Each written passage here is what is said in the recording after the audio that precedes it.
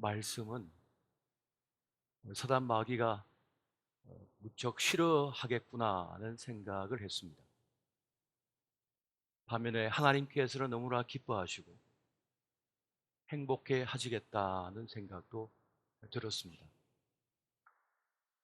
땅 끝까지 이르러 내 증인이 되라는 주님의 말씀을 붙잡고 그 사명감을 부여하고 또 소명의식을 붙잡고 그 길을 나아가는 것을 하나님께서는 기뻐하시겠지만은 사단은 절대 좋아할 리가 없기 때문에 그렇습니다.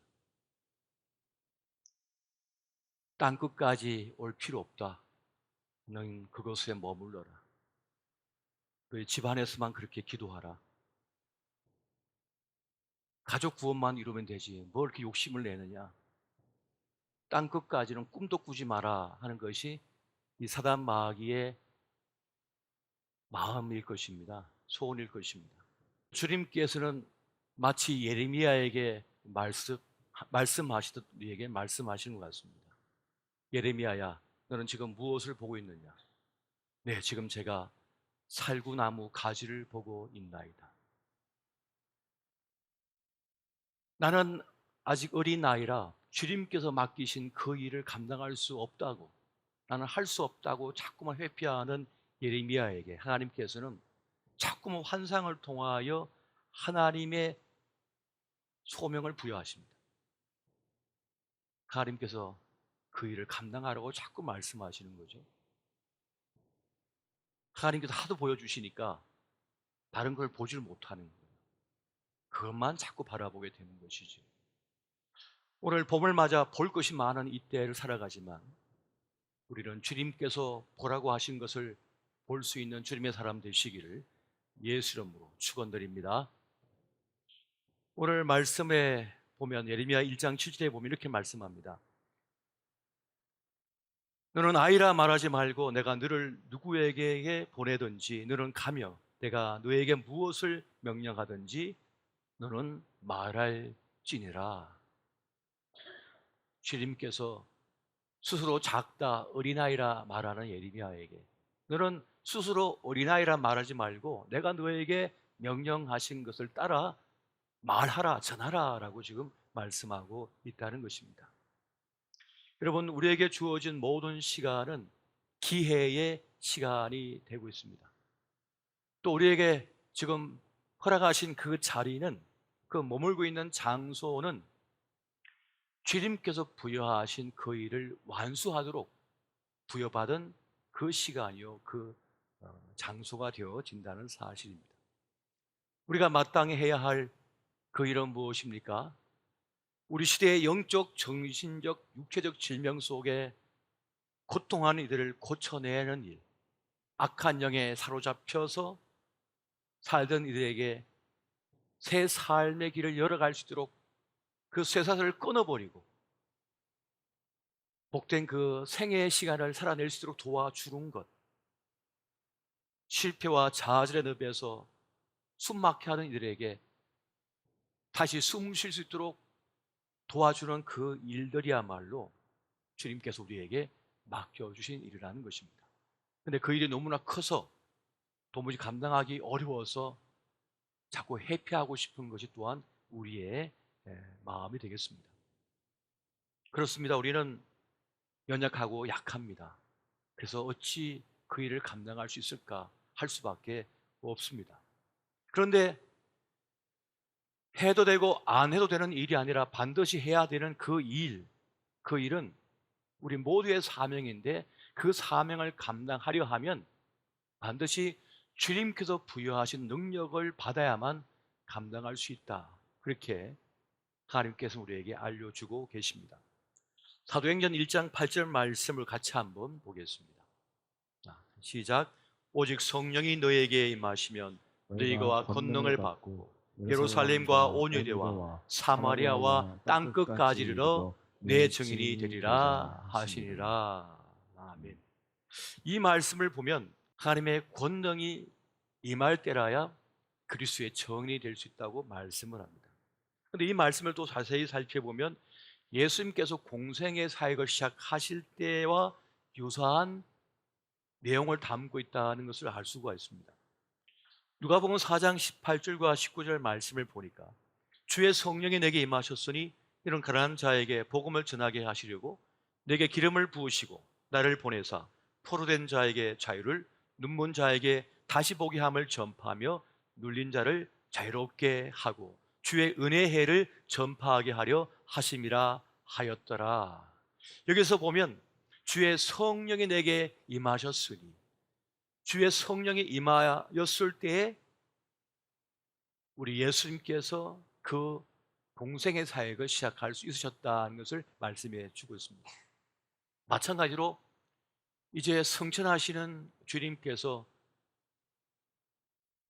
제자들에게 말씀하실 때, 그 지상명령을 말씀하실 때에도 오직 성령이 너에게 임하시면이라고 하시면서 성령이 임할 때 권능이 임하여 그 일을 감당할 수 있다라고 말씀하고 있는 것입니다. 그 능력, 권능을 받아서 우리는 무엇을 행해야 하는 것입니까? 오늘 주님께서 말씀하시는 그 말씀처럼 주의 은혜의 해를 전파하게 하려 하심이라. 그 은혜의 해가 뭡니까? 바로 신년을 말하고 있는 것입니다. 상한 자를 고치고 포로된 자에게 자유를 주며 갇힌 자를 노임받게 하는 그 주의 은혜의 해, 사람을 살려내고 해방시키는 바로 그 신년, 그것을 이루어내는 그 역사를 우리 또한 부여받았다고 하는 사실을 우리에게 말씀해 주고 있는 것입니다. 우리가 십자가의 복음을 전할 때, 예수 그리스도의 증인이 될 때 어떤 역사가 일어납니까? 구원의 큰 역사, 희년의 큰 역사가 일어나게 된다는 것입니다. 오직 성령의 임하심, 권능으로 된다는 것을 지금 우리에게 말씀하고 있는 것입니다. 사실 전도 선교는 어렵습니다. 이건 사실입니다. 그런데 전도 선교가 쉬웠던 적은 한 번도 없습니다. 쉬웠던 적이 한 번도 없는 거예요. 그리고 전도 선교라고 하는 것은 사실 어려운 게 아니라 불가능한 일입니다. 사실은 될 수 없는 일들인 것이에요. 성경에 등장하고 있는 수많은 내용들, 복음의 내용은 우리의 이성과 상식으로는 이해할 수가 없습니다. 받아들일 수가 없는 내용들인 것이에요. 그래서 우리의 이성과 논리로는 도저히 납득이 되지 않는 것인데 그걸 믿는다? 불가능한 일인 거죠. 그런데 우리가 복음을 전할 때 그것을 받아들이고 예수님을 영접하여 그리스도인이 되는 역사가 일어납니다. 이건 기적인 것입니다. 이것이 성령의 능력임을 여러분 믿으시기 바랍니다. 이 불가능한 일을 행하는 것이 뭐냐? 땅 끝까지 이르러 그리스도의 정인이 되는 바로 그 일인 것입니다. 권능이라고 했을 때 이 권능은 헬라어로 디나미스라고 하는 말을 씁니다. 여기서 나온 말이 다이나마이트예요. 도무지 깨트려질 수 없는 암벽이에요. 도무지 그것을 해결할 길이 없는데 다이나마이트를 집어넣고 터뜨리면 그 초롱성 같은 그 바위가 산산이 부서져 버려요. 그래서 그것을 도로가 놓여져 버리죠. 그것처럼 그 딱딱했던 마음들이, 그들의 어떤 생각, 사상, 가치가 다 무너져 버리는 거예요. 깨트려 버리는 거예요. 이것이 바로 성령의 폭발적인 역사, 바로 성령의 권능이다라고 말씀하는 것입니다. 그렇게 성령님께서 우리에게 임재하실 때 성령께서 주시는 권능을 통하여 그 복음의 역사를 이룰 줄 여러분 믿으시기 바랍니다. 지금 이것을 우리에게 지금 말씀하고 있다는 것입니다. 그런데 오늘날 우리가 이 믿음으로 나아가야 되는데 이 전도 선교로 가로막고 있는 것이 있습니다. 바로 스스로 작다라고 여기는 것입니다. 예레미야가 나는 작은 아이라 그 일을 감당할 수 없습니다 라고 말했던 것처럼 메뚜기 콤플렉스에 걸려서 우리는 저 가나안 땅을 정복할 수 없습니다, 우리는 광야에서 다 죽을 겁니다 라고 말했던 그 부정적인 생각, 나는 할 수 없다라고 하는 그 생각들이 문제가 된다는 것입니다. 교회 직분을 맡을 때, 또 전도 나갈 때, 또 해외로 선교 사역을 행하여 나갈 때 듣는 말 중에 가족이나 구원하지, 가까운 사람도 구원시키지 못하면서, 전도 못하면서 어디까지 가려고 하느냐, 말도 안 된다고 하면서 핀잔을 줄 때가 있습니다. 여러분, 그때는 예수님을 생각하십시오. 우리 예수님조차도 태어나신 고향인 나사렛에서 구원의 큰 역사, 권능을 행하지 못하셨어요. 선지자가 자기가 태어난 고향에서는 대접받지 못한다고 말씀하신 것처럼 그 자라나신 고향 나사렛에서 큰 역사를 행할 수가 없었어요. 그 목수의 아들이 아니냐, 누구의 동생이 아니냐, 누구의 오빠가 아니냐, 누구의 형이 아니냐, 이런 식으로 말하듯 고향 사람들이 우리의 믿음을 흔들 때가 있다는 것입니다. 요한복음 7장 5절 보니까 이런 그 형제들까지도 예수를 믿지 아니함이로라 라고 말씀하는 것을 보게 됩니다. 하지만 예수님께서는 고향에서 배척받고 인정받지 못하셨다 하여 흔들리지 아니하시고 곧바로 다른 곳에 가서 복음을 전하기 시작하셨습니다. 마가복음 6장 6절 보니까 그들이 믿지 않음을 이상히 여기셨더라. 이에 모든 촌에 두루 다니시며 가르치시더라. 조금도 개의치 아니하시고 조금도 흔들리지 아니하시고 다른 촌과 다른 동네를 다니면서 계속 복음을 전하셨다는 사실입니다. 그렇게 그 일을 해 나가시는 가운데 십자가에 죽으시고 또 부활하시게 됩니다. 그리고 이제 승천하시죠. 이제 마가 다락방에서 그 120 문도가 함께 성령의 임재를 기다리며 기도할 때 그곳에 예수를 믿지 않던 그 젖 동생들도 함께 했던 것을 보게 됩니다. 사도행전 1장 14절 보니까 여자들과 예수의 어머니 마리아와 예수의 아우들과 더불어 마음을 같이하여 오로지 기도에 힘쓰더라. 처음엔 믿지 않았는데 나중엔 다 믿게 되는 역사를 여기서 우리가 볼 수가 있게 된다는 것입니다. 그래서 복잡하게 생각할 필요가 없다는 겁니다.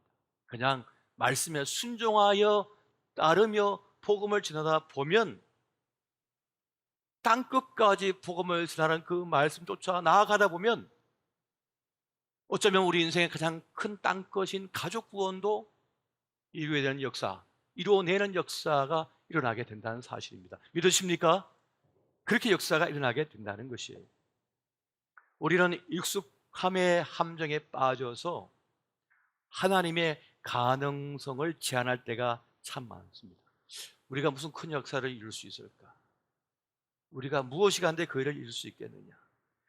나사렛 사람들이 예수님을 배척했던 그것처럼 우리도 똑같은 행동을 할 때가 있다는 것입니다. 왜 그들이 구원의 큰 역사를 경험하지 못했습니까? 왜 병고침의 그 기적을 맛보지 못했습니까? 인생에서 이렇게 변화할 수 있는 기회를 놓쳐버렸습니까? 왜 예수님께서 나사렛에서 권능을 행하지 않으셨습니까?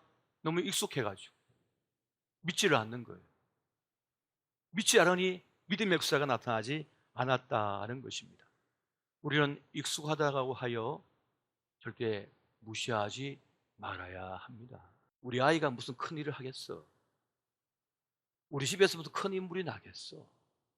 우리 동네에서 무슨 인물이 나겠어? 난 잘 될 리가 없어. 나는 이 병에서 고침받을 리가 없어. 그 믿음대로 될 겁니다. 그렇게 믿으신다면. 여러분, 믿는 것이 하나님의 일이다라고 우리에게 말씀해 주고 있어요. 요한복음 6장 28절과 29절 말씀 보니까 그들이 묻되 우리가 어떻게 하여야 하나님의 일을 하오리까? 예수께서 대답하여 이르시되 하나님께서 보내신 일을 믿는 것이 하나님의 일이니라 하시니, 하나님을 믿는 것이 하나님의 일을 하는 것이라고 우리에게 말씀하고 있는 것입니다.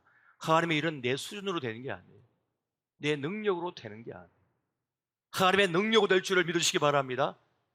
내 수준으로 되는 게 아니란 말이에요. 하나님은 우리의 수준, 우리의 생각을 뛰어넘어 보시는 거예요. 우리의 차원을 넘어서 역사하시는 분이 하나님이시라는 거예요. 그래서 우리는 그 믿음의 큰 그릇을 가지고 주님 앞에 나갈 수 있어야 되며, 그저 묵묵히 순종하며 땅끝까지 나가는 주님의 사람 되시기를 예수 이름으로 축원드립니다. 여러분, 우리는 사랑의 빚을 진 사람들입니다. 우리는 사랑의 빚을 진 사람들이에요. 파란 눈의 선교사들이 이 땅에 들어와서 구원의 복음을 전하여 주었습니다. 근데 그때는 사실 이 땅이 너무나 참혹한 때, 정말 고통스러운 때였습니다. 스크랜턴이라고 하는 선교사 가족의 이야기입니다. 목사이자 탁월한 의사였던 스크랜턴 선교사와 아내, 그리고 2살 난 딸, 그리고 어머니인 메리 스크랜턴이 태평양을 건너서 이 조선 땅에 들어옵니다. 스크랜턴 선교사는 재중원에서도 진료를 했습니다만, 재중원에는 신분이 높은 사람, 나름 그곳에 와서 값을 지불할 수 있는 사람들이 대부분 와서 진료를 받았어요. 돈이 없는 사람, 천민들, 고아들, 이 땅에 진짜 돌봄을 받아야 할 이들은 전염병이 걸려도 약 한 번 쓰지 못하고 죽어갔습니다. 그래서 이 스크랜턴 선교사는 자기 아내와 자기 어머니와 함께 개인 병원을 세웁니다. 무료로 진료를 해주고 약을 주었습니다. 그 전염병이 창궐할 때 전염병 걸렸다고 집에서 쫓겨난 여인이 있었어요. 딸아이와 함께 집에서 쫓겨났습니다. 집안 망한다고. 버리고 간 거예요. 이 메리 스크랜턴 여사가 데려옵니다. 집에서 먹이고 입히고 그리고 살려냅니다. 그리고 그 어린 딸을, 그 여인의 어린 딸을 그냥 데리고 삽니다. 아주 훌륭한 의사를 만들어내요. 그렇게 선한 사마리아 병을 여러 곳 세웁니다. 이 스크랜턴 여사는 평생을 교육 사업에 헌신하죠. 이 땅에 배우지 못한 여인들을 위하여 여학당을 세웁니다. 이하여대가 됐죠. 그리고 진명여학교를 세우고 상동 여자중학교를 세웁니다. 이 땅에 배움받지 못하고 돌봄받지 못한 여인들을 위하여, 여성들을 위하여 평생을 헌신합니다. 스크랜턴 선교사는 일제치하 이 땅의 독립을 위하여 기도합니다.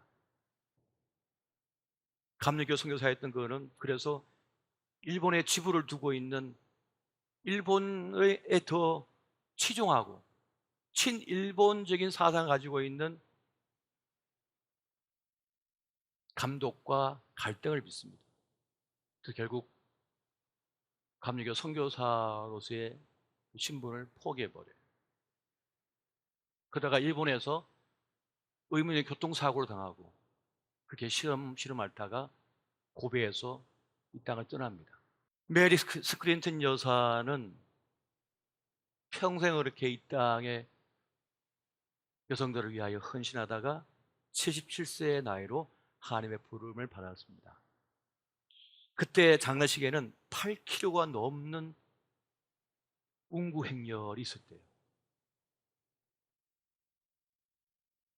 메리 스크랜턴 여사에게 사랑을 받고 복음을 듣고 인생의 변화를 경험한 새 삶을 살게 한 이들이 그렇게 그의 죽음을 슬퍼했던 것이죠. 그렇습니다. 지금 우리 대한민국의 이 번영한 모습, 그리고 우리 한국교회 성장에는 이름도 없이 빛도 없이 헌신한 수많은 이들의 헌신과 수고, 땀, 피 흘림이 있었던 거예요. 그냥 저절로 된 것은 없습니다. 이 세상에. 이 세상에 공짜는 어떤 것도 없어요. 반드시 깨트려지고 피 흘림이 없이는 생명 역사가 나타날 수 없음을 여러분 기억하시기 바랍니다. 이것이 현실인 것입니다. 지난 코로나19 상황 속에서 3년 동안 저희 교회는 하나님께서 주신 기회를 놓치지 않고 붙잡고 달려왔습니다. 인도의 클성 주님의 교회를 건축하여 그 땅에 구원의 복음을 전하게 했고, 필리핀 민다나오 프리덤 로드 처치 교회, 주님의 교회를 세워서 또 복음을 전하게 했고, 공군 남양 주님의 교회를 건축하여 이 땅의 젊은 청년들을 위하여 복음을 전하도록 그렇게 열정에 달려왔습니다. 그리고 아프리카 구한다 그리스도 왕 라디오 방송국을 건축하여 국경을 넘어 200만 명에게 구원의 복음을 전하도록 그렇게 헌신을 했습니다. 결코 쉬운 일은 아니었습니다. 공짜로 되는 것은 없기 때문에 그렇습니다. 하지만 주님께서 부여하신 그 일을 붙잡고 나아가는 동안 악한 사단 마귀의 진을 깨트리고 구원의 큰 역사가 나타나고 있음을 우리의 눈으로 우리는 목도하고 있습니다. 앞으로 우리 교회를 주님께서 어떻게 쓰실까, 또 우리를 어떻게 쓰실까 라고 하는 것을 생각할 때 전 기대가 많습니다.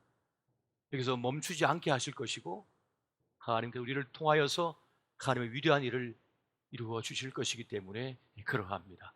우리가 해외 선교를 놓고 기도하는 가운데 많은 것을 보고 듣고 하면서 깨닫은 바가 있었습니다. 그것은 우리가 듣는 선교를 해야 하겠다라고 하는 것이었습니다. 우리의 생각과 우리의 판단대로 하는 것이 아니라 하나님의 음성을 듣고 또 그 선교 현장의 목소리를 듣고 그 사역을 감당해야 된다는 사실입니다. 여러분, 솔로몬이 구한 지혜의 본질이 뭡니까?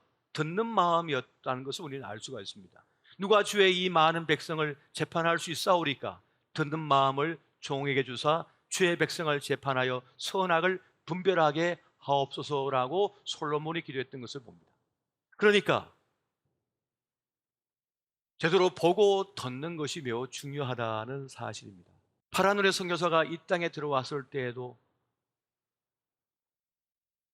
그 미국, 유럽의 많은 교회들이 선교사들을 후원하고 지원하였고, 그래서 그 손을 통하여 이 땅에 학교가, 교회가, 병원이 세워져서 그렇게 글자도 가르치고 성경을 가르치고 바른 삶을 가르치고 구원의 복음을 전하여 그렇게 살려냈던 것을 볼 때 그 말씀이 맞구나 하는 생각이 들었습니다. 아직은 연약하고 성숙하지 못한 믿음을 가진 많은 이들은 너무 갈급해요. 너무나 필요한 것들이 많아요. 하지만 우리는 반드시 선교사님을 통하여 그 사역이 이루어지도록 해야만 하는 것입니다. 자칫 우리가 직접 그 현지, 그 아프리카 사람이라든가 혹은 필리핀이라든가 태국이라든가 직접적으로 하게 되면 자칫 그들은 우리의 선한 마음은 아랑곳 없이, 다 그렇진 않겠지만은 자판기로 생각할 수 있습니다. 현금 인출기로 생각할 수 있다는 거예요. 왜 편지 한 통만 보내면 수천 달러가 올 수도 있고 수만 달러가 올 수 있으니까 현지 사정을 우리가 정확히 모르기 때문에 그 현지에 살면서 그 현지 사정을 정확히 알고 있는 선교사를 통해서 그 사랑이 전해지고 그 역사가 이루어지도록 해야 된다는 사실입니다. 그래서 듣는 선교가 중요하구나. 우리에게 그냥 안 된 마음, 안타까운 불쌍한 마음 때문에 그냥 막 퍼주고 싶은데 그것이 자칫 도리어 믿음을 깨트리고 하나님을 제대로 알지 못하고 다른 쪽으로 흐르게 할 수도 있구나. 하나의 비즈니스가 되게 만들 수도 있겠구나 하는 생각을 가지게 된 것입니다. 그래서 여러분, 딴 것은 어렵습니다. 딴 것은 위험합니다. 딴 것은 도무지 끝이 보이지가 않습니다. 그러나 그럼에도 불구하고 하나님을 믿고 의지하며 그 사랑 베풀고 복음을 전하는 일을 멈추지 않고 달려갔을 때 구원의 큰 역사가 일어날 줄 여러분 믿으시기 바랍니다. 그들과 우리가 무슨 상관인가? 아니요. 주님께서 말씀하십니다. 그들을 살려야 네가 산다 말씀하십니다. 그들을 살려내면 너가 산다. 다 내 입에 들어가야만 산다고 생각했는데 그들의 입에 넣어줄 때 너도 사는 것이다라고 말씀하시는 것입니다. 여러분, 오늘 우리가 선교적 사명 속에 있다고 한 사실, 그 부름 앞에 있다는 사실 믿고 땅끝까지 주의 복음 전하는 주님의 사명자 되시기를 예수 이름으로 축원드립니다.